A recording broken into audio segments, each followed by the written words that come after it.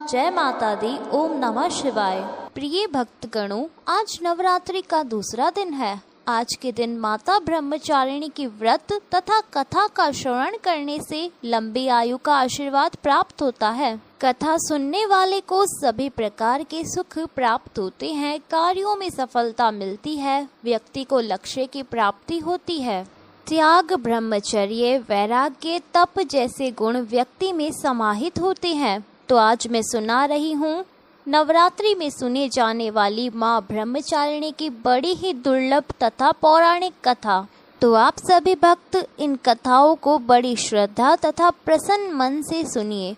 ब्रह्मचारी देवी का स्वरूप पूर्ण ज्योतिर्मय एवं अत्यंत भव्य है। उनके दाहिने हाथ में जप की माला और बाएं हाथ में कमंडल रहता है। अपने पूर्व जन्म में जब यह हिमालय के घर पुत्री के रूप में उत्पन्न हुई थी, तब नारद जी के उपदेश से उन्होंने भगवान शंकर जी को पति के रूप में प्राप्त करने के लिए अत्यंत कठिन तपस्या की थी। इसी कठिन तपस्या के कारण इन्हें तपचारिणी अर्थात ब्रह्मचारिणी के नाम से अभिहित किया गया। 1000 वर्ष उन्होंने केवल फल फूल खाकर व्यतीत किए थे। 100 वर्षों तक केवल साग निर्वाह किया था।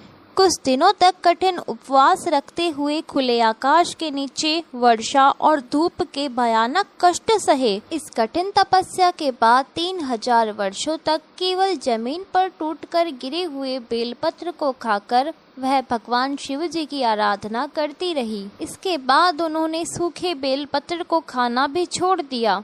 कई 1000 वर्षों तक निर्जल और निराहार तपस्या करती रही। प्रिय भक्तगणों, पत्तों को खाना भी छोड़ देने के कारण उनका नाम अपर्णा भी पड़ गया। 1000 वर्षों की कठिन तपस्या के कारण ब्रह्मचारिणी देवी का यह पूर्व जन्म का शरीर एकदम छिन्न हो गया। वह अत्यंत कृशकाय हो गई, सूख के काटा हो गई। उनका शरीर पूरी तरह से सूख गया। उनकी ये दशा देखकर उनकी माता मैना रानी अत्यंत दुखी हो उठी। उन्होंने उस कठिन तपस्या से उन्हें विरत करने के लिए उन्हें आवाज लगाई, उमा, अरे ओ उमा। तब से देवी ब्रह्मचारी का पूर्व जन्म का नाम उमा भी पड़ गया था। उनकी इसी तपस्या के कारण तीनों लोकों में हाहाकार मच गया। देवता, ऋषि, सिद्ध गण, मुनि सभी ब्रह्मचारी देवी की इस तपस्या को अभिभूतपूर्व बतलाते हुए उनकी सराहना करने लगे। अंत में पितामह ब्रह्मा जी ने आकाशवाणी के द्वारा उन्हें संबोधित करते हुए प्रसन्न स्वर में कहा, हे देवी, आज तक किसी ने भी ऐसी कठोर तपस्या नहीं की थी। ऐसी तपस्या तुम्ही से संभव थी। तुम्हारे इस अलौकिक कृत्य की चतुर्दिक सराहना हो रही है। तुम्हारी मनोकामना परिपूर्ण होगी। भगवान शिव जी तुम्हें पति रूप में प्राप्त होंगे। अब तुम तपस्या से विरत होकर घर लौट जाओ। शीघ्र ही तुम्हारे पिता तुम्हें बुलाने आ रहे हैं। भक्तगणों, माँ ब्रह्मचारिणी के इस कठोर तपस्या को देखते हुए भगवान शिव ने कई बार उनकी परीक्षा भी ली। उस परीक्षा में देवी माँ उत्तीर्ण हुई और इससे प्रसन्न होकर महादेव भगवान भोलेनाथ ने माता ब्रह्मचारिणी को अपनी अर्धांगिनी स्वीकार किया, उन्हें आशीर्वाद दिया तथा उनसे विवाह किया। माँ दुर्गा का यह दूसरा स्वरूप भक्तों और सिद्धों को अत्यंत फल देने वाला है। इनकी उपासना से मनुष्य में तप, त्याग, वैराग्य, सदाचार की वृद्धि होती है। जीवन के कठिन संघर्षों में भी उनका मन कर्तव्य पथ से विचलित नहीं होता है। माँ ब्रह्मचारिणी देवी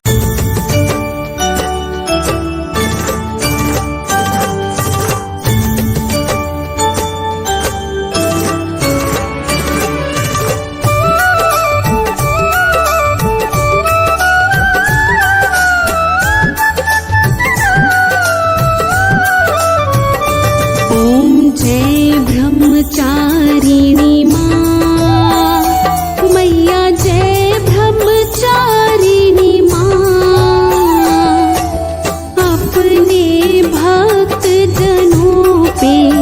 अपने भक्त जनों पे करती सदा ही दया। ओम जय ब्रह्मचारिणी माँ।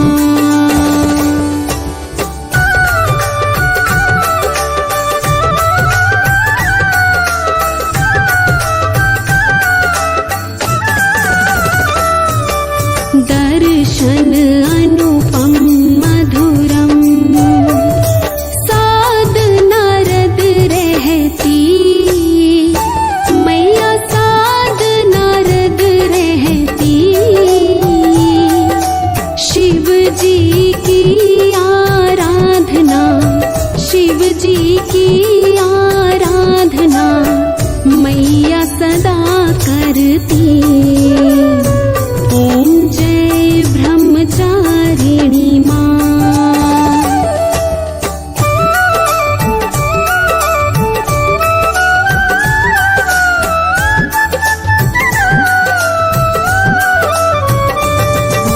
बाएं हाथ कमंडल दाहिन में माला मैया दाहिन में माला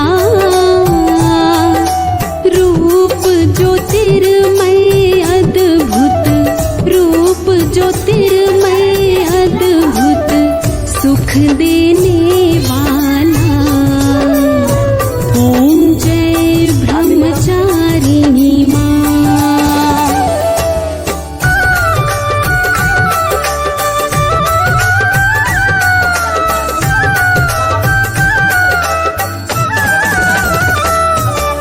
देव ऋषि